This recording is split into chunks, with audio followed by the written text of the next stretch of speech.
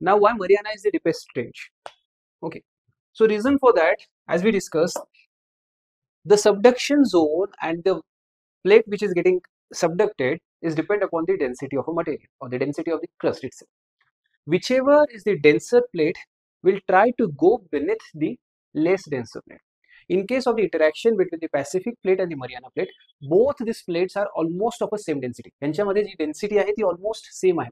As a result of having the same density दोन्ही plate एकमेकांच्या खाली जायचा प्रयत्न करतात, सबडक्ट व्हायचा प्रयत्न करतात. म्हणून तिथे एक इंटेन्स जे स्लोप वाली कंडिशन्स तयार झालेली आहे त्यालाच आपण काय म्हणतोय मरियाना करता.